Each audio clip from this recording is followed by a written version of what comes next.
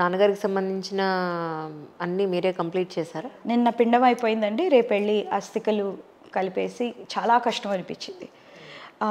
ఆడవాళ్ళని ఎందుకు చేయొద్దంటారో నాకు తెలియదు, కానీ ధైర్యం తెచ్చుకొని చెయ్యాలి అని చిన్నప్పటి నుంచి మనకి వీఆర్ నాట్ ప్రిపేర్డ్ టు. అవునవును. బ్రాహ్మణులు అది అస్థికలు తెచ్చి అమ్మ మీరు ముట్టుకొని పిండం మీద పెట్టండి అని అన్నప్పుడు నా చేతులు వణికినాయండి. Because we're not trained to do that. అవునవునవును. We're not. అదే సన్స్కి అయితే నువ్వే పెట్టాలి, మాకు మోక్షం అదే వస్తుంది అని చెప్పి పున్నామ నరకం అని అవన్నీ ఇవన్నీ చెప్తారు.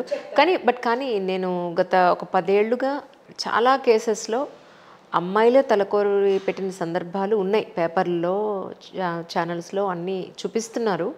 బట్ ద థింగ్ ఈజ్, ప్రత్యక్షంగా ఈరోజు మీతో ఈ కాన్వర్జేషన్, టు బి ఫ్రాంక్. అమ్మాయిలు పెట్టడం తెలుసండి. ఇఫ్ దెర్ ఆర్ 2 ఆడపిల్లలు 3 ఆడపిల్లలు ఉంటే ఫాదర్కి బాగా క్లోజ్ అయిన పిల్లలు మేము పెడతాము అని బాధ్యతగా పెడతారు. కానీ నా విషయంలో మన సనాతన ధర్మం చాలా ఇదవుతుంది కదండి. నా గిల్ట్ ఏంటంటే నేను పెడుతుంటే మా ఫాదర్కి మోక్షం వస్తుందా లేదా ఆయన ఆ అనుమానం మనలో క్రియేట్ చేశారు కదండి. కదా, అది అలవాటు అయిపోయింది కదా ఇన్నాళ్ళ నుంచి ఆలోచించడం.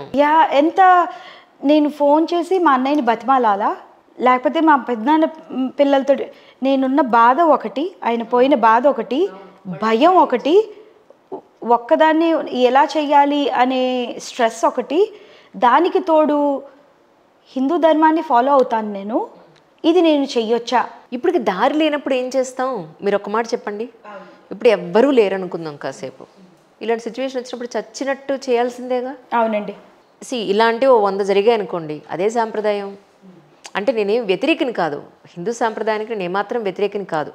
వాళ్ళు చెప్పారంటే there must be A reason behind of it, నేను కాదంటలేదు. కానీ ఇక్కడ పరిస్థితులు మీరు తప్ప ఎవరు లేరు. మీ వారు ఇక్కడ ఊళ్ళో లేరు, మీ బ్రదరు అక్కడ ఉన్నారు, మీ కజిన్స్ మరి వాళ్ళు వస్తున్నారో రానన్నారో ఏంటో నాకు తెలియదు. బట్ అల్టిమేట్లీ మీరే చేయాల్సి వచ్చింది. అలాంటప్పుడు ఏం చేస్తాం? కజిన్స్ వస్తామని అన్నా కూడానండి మనకేమనిపిస్తుంది అంటే అన్నయ్య రాలేదు, ఏ రీజన్కైనా అది ఓకే. అవును. నాకు 2 పిల్లలుండి నాకు ఇష్టమైన పిల్లలు పెట్టకుండా చేశారు అనేది ఆయనకి ఉంటుంది ఏమో అని భయం. మీరు అసలు అలాంటివి ఏమీ ఆలోచించకండి. మీరు మనసా వాచా కర్మణ మీరు ఆ కార్యక్రమం చేశారు. మీ నాన్నగారికి తప్పకుండా ఉన్నత గతులు లభిస్తాయి. తదాస్తు. ఇవాళ బ్రాహ్మణ్ అదే అన్నారండి. సో అందుకే ఐఎమ్ లైక్ మోక్షం ఆయనకి రావాలి, ఆయన ఫీల్ అవ్వకూడదు నాకు నా కొడుకు రాలేదు, నాకేం తక్కువ నా కూతురు వచ్చి చేసింది అని ఇది. అండ్ మీకు రుణం. అవునండి. మీరు నమ్మరు, నేను సింగిల్ పేరెంట్ ఉన్నవాళ్ళు చాలామంది అమ్మాయిలకి పెళ్ళిళ్ళు కన్యాదానం వాళ్ళే ఒక్కళ్ళే పీటల మీద కూర్చొని చేసిన వాళ్ళని నేను చూశాను. ఉపనయన కార్యక్రమాలు, ఉపనయనానికి కూడా రీసెంట్గా one of my friend, rituals అన్నింటికీ కూడా ఒకటే అన్నారు, తల్లికి మించిన దైవం లేదమ్మా, మీరు చెయ్యండి, ఫాదర్ లేకపోతే వాడు రాకపోతే మానండి, మీరు కూర్చొని చేయండి అని దగ్గరుండి చేయించాడని. కంచి కామకుటి పీఠాధిపతులు. తల్లి ఉండాలి, తల్లి లేకపోతే పనికిరాదు. కానీ తండ్రి ఆయన పిలిచారు, మీరు ఆయన రాకపోతే ఏం చేస్తారు, మీరు కూర్చొని చేయండి అన్నాడు అంతే. మరి ఏది సాంప్రదాయం? ఉపనయనం పీటల మీద తండ్రికి లేకుండా మరి ఇన్నాళ్ళు ఎవరైనా చేస్తున్నారా? అదే కదండి. అండ్ తల్లి ప్రేమ beats anything and everything else. Extremes చూసిన లైఫ్లో ఎలా ఉంటుందంటే సైడ్లో మనకి చాలా లూప్ హోల్స్ కనపడుతూ ఉంటాయి.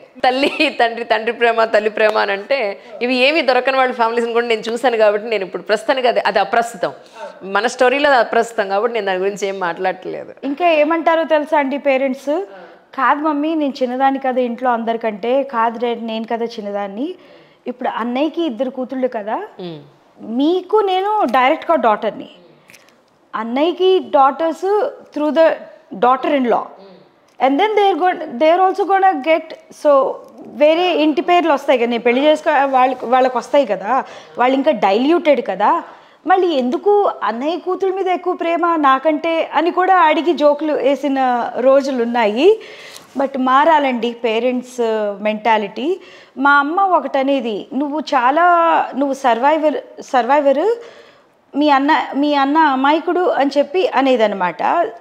అందుకే సానుభూతి, అందుకే ప్రేమ ఎక్కువ అని అంతా మదర్స్ స్టోరీస్ అండి ఒప్పుకునేది. బట్ లాస్ట్లోన తను ఒక లేడీ కదండి, సో షీ సెడ్ నా కూతురు చూసుకున్నట్టు నన్ను ఎవరు చూసుకోలేదు అని. మా ఫాదర్ ఆ మాట అంటారేమో అనుకున్నాను, కానీ మగవాళ్ళల్లో కొడుకుకి ఎక్కువ ఉంటుందండి. బయట కూతురు మీద చూపిస్తారు కానీ వాళ్ళకి వంశోద్ధారకుడు అని వాళ్ళ మీద ఎక్కువ ఉంటుంది. అండ్ అంతా వాళ్ళకి తనకేంటి హస్బెండ్ ఉన్నాడు, అన్నీ ఉన్నాయి, అంతా ఉంది. ఎక్కడైనా ఒక 10 పైసలు దొరికినా కూడాను కొడుక్కి పెట్టేద్దాం, కొడుక్కి దాచేద్దాం అన్నట్టు ఉంటారు. బట్ మన ఆడపిల్లలకి 10 పైసలు దాచారా, 10 పైసలు ఇవ్వలేదా కాదండి కోపం. నా గురించి ఎందుకు ఆలోచించలేదు, నాకు ఆ 5 పైసలు ఇచ్చి అన్నకి 5 పైసలు 2 పైసలు ఇచ్చినా కూడా ఆడపిల్లకి బ్లెస్సింగ్ అవుతుంది. అవును అవును, జస్ట్ మన గురించి ఆలోచించలేదని ఒక బాధ అంతేనండి. Yeah, but for some of the parents ultimately కూతుళ్ళే వస్తారు, కూతుళ్ళే ప్రేమగా, ఎంత అగెయిన్స్ట్ ఆల్ ఆడ్స్, ఎంత కష్టమైనా కరెక్ట్ డాటర్స్ వస్తారు. వాళ్ళు మీరు తిట్టినా, మీరు కొట్టినా, మీరు అబ్యూస్ చేసినా, మీరు పలకకపోయినా, మీరు వాళ్ళని ఇండిఫరెంట్గా ఉన్నా కూడా నాకు తెలిసిన సర్కిల్లో డాటర్స్కి ఫాదర్ అంటే, మదర్ అంటే ప్రేమ. Absolutely correct, no doubt. అందులో వీళ్ళు ప్రేమించినంత సెల్ఫ్లెస్గా అబ్బాయిలు అయితే ప్రేమించరు. That is for sure. ఏమో అంటే ఉన్న పర్సంటేజ్ వైజ్ మనం మాట్లాడుకోవాలి. వాళ్ళు లేరు అని నేను అనట్లేదు, బట్ అలా కూడా ఉన్నారు. బట్ పర్సంటేజ్ వైజ్ మనం మాట్లాడుకోవాలి అంతే. ఆడవాళ్ళు ఒకానొకప్పుడు మా అమ్మగారు అప్పుడు వంటిల్లు దాటి వచ్చేవాళ్ళు కాదు, ఇల్లు దాటి వచ్చేవాళ్ళు కాదు. ఇప్పుడు ఉద్యోగాలను బయటకు వస్తున్నాం.